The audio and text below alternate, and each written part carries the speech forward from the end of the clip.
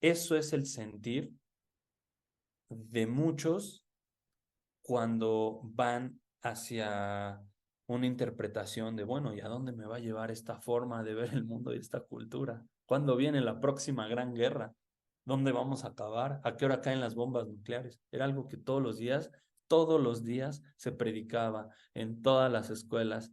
Incluso habían programas, simulacros, así como hoy se salen de, ay, el 19 de septiembre y temblor. Bueno, había simulacros de caídas de bombas nucleares, la gente sabía qué tenía que hacer, tomar yodo, etcétera.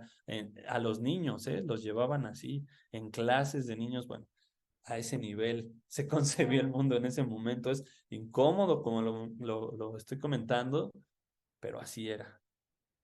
Y aquí llega pues este personaje, John Fitzgerald Kennedy, que vale la pena que se mencione, ya que fue un presidente sumamente carismático en Estados Unidos y una figura digna de analizar por varios aspectos.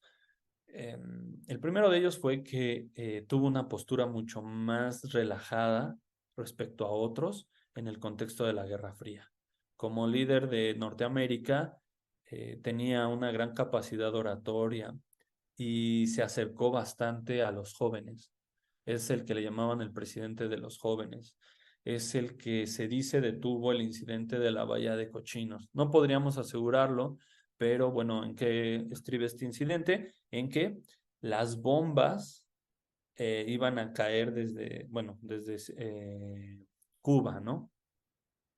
Entonces, bueno, iba a haber un incidente con misiles nucleares, con Cuba, y este señor lo detiene prácticamente.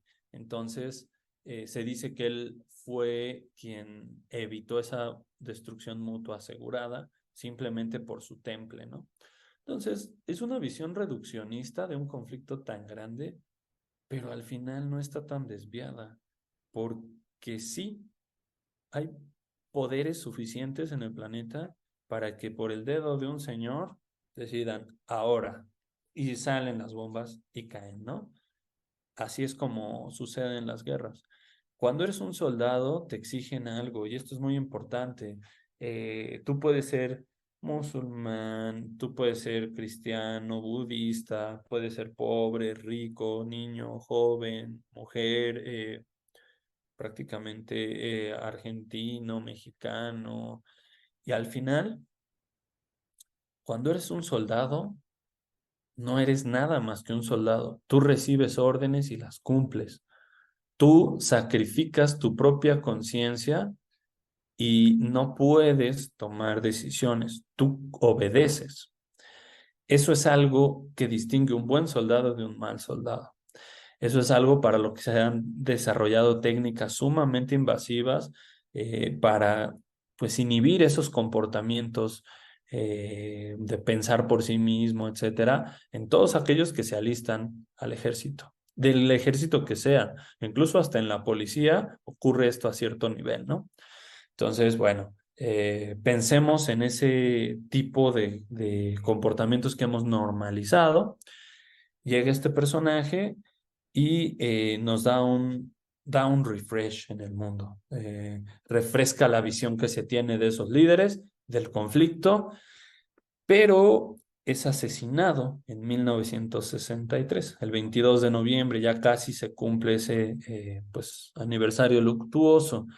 Por cierto, es muy interesante que en ese momento en el que las noticias hablan del asesinato de Kennedy, que es el origen, desde mi punto de vista, de la teoría de la conspiración moderna, porque involucra muchos aspectos dignos de analizarse, luego la muerte de Marilyn Monroe, un limpiadero de personas, Malcolm X, Martin Luther King y todos ellos, bueno, eh, da para una charla completa, nueva, ¿no? Entonces, eh, es una figura sumamente interesante, pero ese mismo día en que él es asesinado, muere otra de las grandes figuras de la contracultura, Aldous Huxley, que es un escritor que va a ser fundamental en el desarrollo de la contracultura y el uso de psicodélicos, ¿no?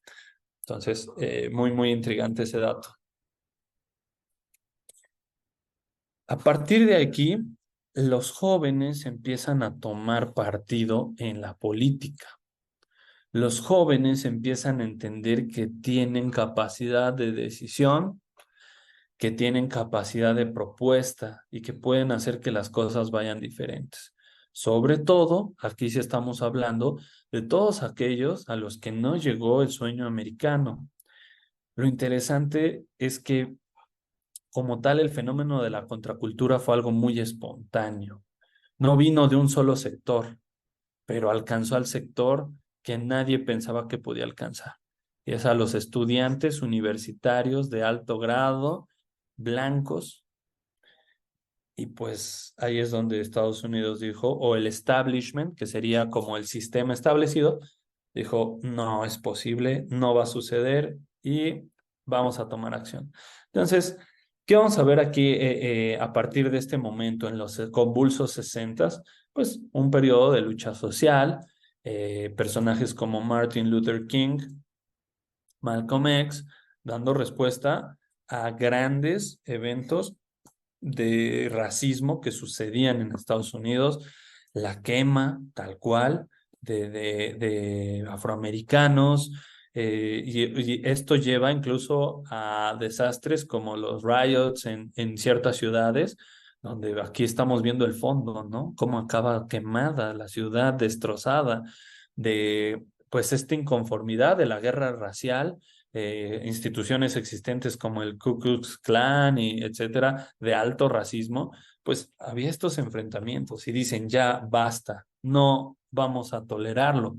Y empieza a haber una organización con participación política. Aquí vienen estas formas de lucha social que después se popularizarán, obviamente por el impacto que lograron y que hoy vamos a ver manifestadas en nuevas formas, ¿no? Que también hay mucho que hablar acerca de las nuevas formas. Ocurren estos primeros cambios donde eh, aquí quise hacer la mención honorífica el día de hoy, esta es la sorpresa que teníamos para hoy, de Ruby Bridge, que es la primera estudiante, joven estudiante afroamericana a la cual se le permitió asistir a una escuela para blancos. Esto fue en 1960. Es decir, la segregación racial empieza a tener, eh, pues, un poco de, empieza a ser contrarrestada, ¿no? Alguien alza la voz, alguien no se deja y dice, ok, esto se acabó, vamos a ir a las siguientes consecuencias. Esto es ilegal, irreal, etcétera. Y bueno, aquí vemos que a la pequeña Ruby con su madre y del lado izquierdo y abajo y a la derecha todavía manifestaciones culturales para perpetuar esa segregación racial. Pues estamos viendo los carteles, ¿no? All I want for Christmas is a white. Ok, bueno, estamos viendo cómo desde tan niños tienen estas ideas aquí. Obviamente ellos, los niños no nacen con esto, lo heredan culturalmente, lo aprenden de sus padres y de todos aquellos que están en contacto con los que ellos están en contacto. Y si toda la sociedad lo ve así, pues esto es lo que perpetúan.